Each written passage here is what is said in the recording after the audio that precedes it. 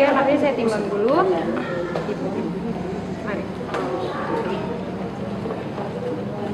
Ibu boleh dulu. Beratnya 8 kilo ya Bu ya.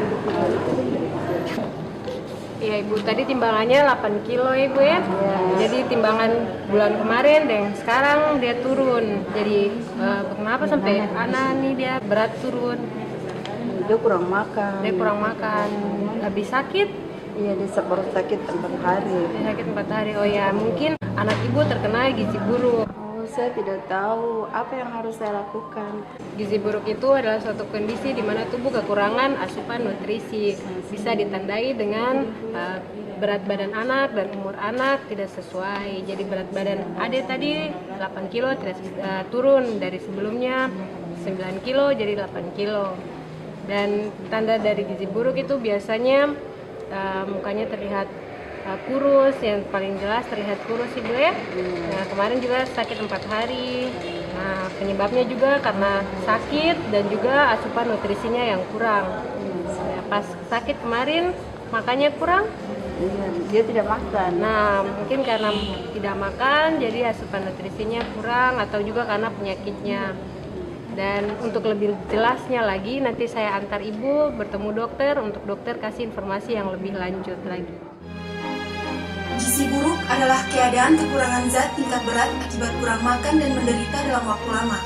Tanda-tanda gizi buruk antara lain, anak sangat kurus, wajah seperti orang tua atau bulat dan sembab, cengeng dan rewel, tidak bereaksi terhadap rangsang atau apatis, rambut tipis, jarang, kusam, warna rambut jagung dan bila dicabut tidak sakit, tidak keriput, tulang iga tampak jelas atau iga gambang, pantat kendur dan keriput, perut cekung atau buncit, bengkak pada punggung kaki yang berisi cairan atau edema, dan bila ditekan lama kembali, bercak merah kehitaman di tungkai dan pantat.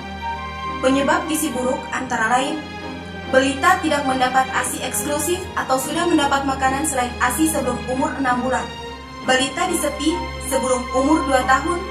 Balita tidak mendapat makanan pendamping ASI atau MPASI pada umur 6 bulan atau lebih. MPASI kurang dan tidak bergizi. Setelah umur 6 bulan, balita jarang disusui. Balita menderita sakit dalam waktu lama seperti diare, campak, TBC, batuk, dan pilek. Kebersihan diri kurang dan lingkungan kotor.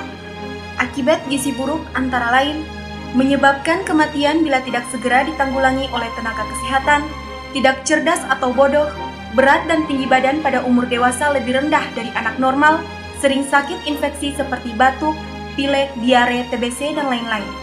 Bila menemukan anak dengan salah satu atau lebih tanda-tanda gizi buruk, segera dirujuk ke puskesmas atau petugas kesehatan terdekat.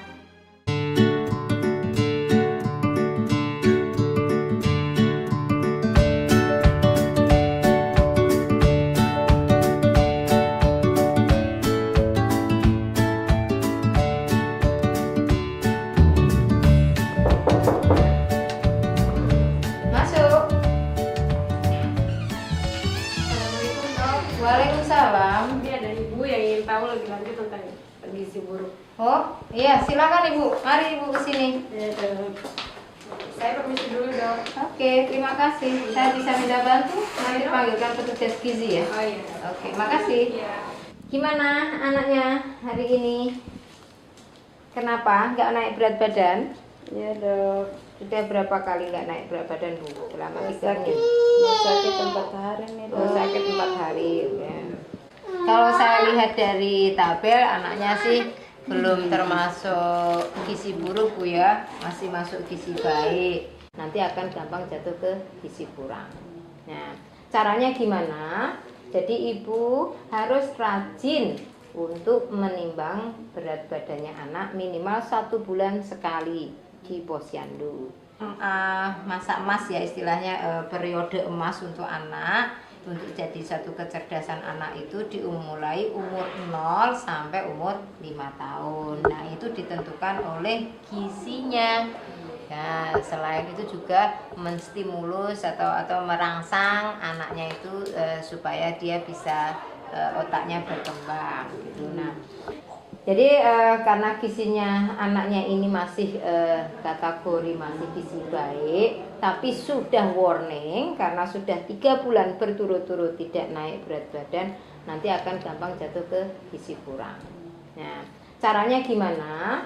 Jadi ibu harus rajin untuk menimbang berat badannya anak minimal 1 bulan sekali di posyandu. Kenapa harus di posyandu? Karena di posyandu itu nanti ada catatannya, ada KMS-nya seperti ini Bu ya. Jadi ada KMS seperti ini. Inilah yang akan memantau berat badan anaknya. Gitu aja, ada grafiknya, ada ini Bu ya. Jadi kapan dia akan jatuh ke gizi buruk? Jika grafiknya ada di bawah garis merah ini. Nah, ketika gizi buruk itu bukan hanya badannya saja yang kecil, berarti sel otaknya juga kecil. Nah, kalau sel otaknya kecil berarti kepandaiannya pun terganggu. Sebabnya apa? Mungkin karena ini berturut-turut sakit, atau mungkin karena sakit berarti makannya tidak bisa diabsorpsi dengan baik. Yang kedua, mungkin ada penyakit penyerta. Nah, penyakit penyertanya itu bisa karena TBC, bisa karena diare, bisa karena malaria, bisa karena apa saja yang menyebabkan anak itu susah untuk mengabsorpsi makanan. Nah, nanti saya akan periksa kenapa sebabnya 3 bulan berturut-turut tidak naik. Bisa karena memang makannya ibu kasih makan tidak bagus, artinya tidak rutin, anaknya juga tidak mau makan, bisa jadi karena penyakit yang lain. Nah, kalau anaknya sudah gizi buruk perlu dikonsultasikan, nanti dihitung di sini. Ini ada tabelnya, ini untuk perempuan, ini untuk laki-laki. Jika nanti dia masuk ke gizi buruk, itu ada intervensi gizi buruk. Jadi ada nanti ibunya diajarin bagaimana cara untuk mengolahnya. Kalau nanti misalnya ternyata itu karena penyakit lain, nanti akan dokter anak kasih sembuh dulu, baru nanti diajarin, sambil diajarin bagaimana cara untuk memberi makan yang betul sesuai dengan umur dan berat badannya saat itu. Oke, nanti mudah-mudahan ibu bisa melaksanakannya ya. Jangan lupa ibu selalu datang ke posyandu sampai umur 5 tahun. Ya, terima kasih Dok. Sama-sama. Oke ya, mudah-mudahan baik ya, tidak ada sakit-sakit lagi ya. Oke.